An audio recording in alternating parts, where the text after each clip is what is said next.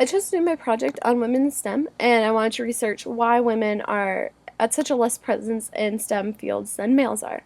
So the thing that influenced me the most was the story with my sister.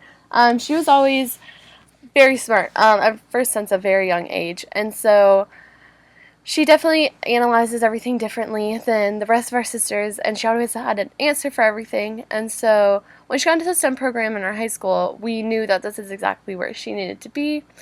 She got into the biotechnological pathway, which is definitely a female dominated pathway compared to engineering.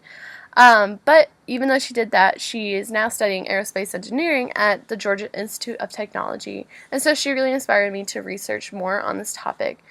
Um, so, what is STEM? Stands for Science, Technology, Engineering, and Math. Majors can include any science, so biology or chemistry, engineering like mechanical engineering or industrial engineering, and then mathematics and computer programmers are also a major in this. And usually these majors lead to jobs in this area.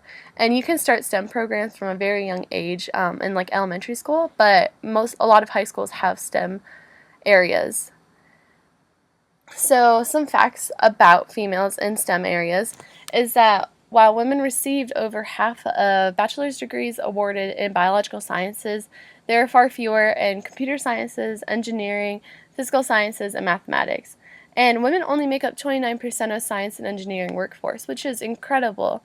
It's definitely improved since about 1960, when only 11% of, or 1% of engineers were females. We also see a deficit in college presence. So at Georgia Tech and MIT, the majority of the students there are male. They're definitely male-dominated schools.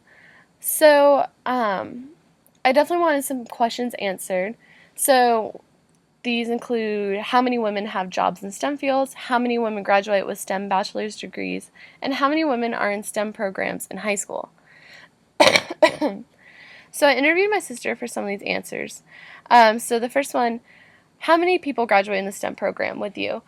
She said that there were 10 people that graduated with her. And so from there, I asked her how many of these were females. Or, I'm sorry, 30 people graduated the STEM program with her, and 10 of them were female. And of these, one of them was an engineering graduate, and then the rest of the 9 were biotechnological or pathway graduates. So I asked her, in your college courses, how many females are there on average?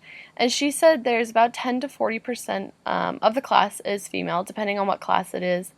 Um, and so I asked her if being one of the few females affects her in any way, and she said she definitely feels magnified if she's one of the smartest people in class because she is female. She says that her professors don't really treat her any differently.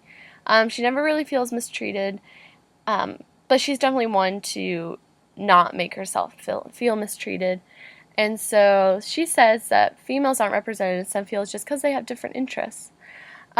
So I think the difference that equates to this information is that men and women are just different. We have different interests. We have different natural skill sets. So women are more naturally gifted in to be caretakers and to be nurturers.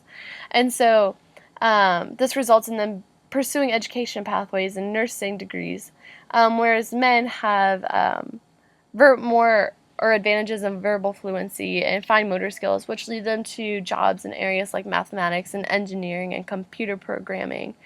So I definitely think that there's just a natural skill set that separates us. But the results of this that I found is I think that everyone's just different. And I think that instead of trying to drown this difference, we should try to embrace it. So when females like my sister pursue degrees in engineering fields or in mathematic fields, we should embrace it. And celebrate it. Just like when men pursue degrees in female-dominated fields, that we should celebrate that as well. And we should just really realize that we're just different and we're wired different, and it's not a bad thing, but it's a good thing. And so that's just my project. I found everything very interesting, and I hope you liked it. So yeah.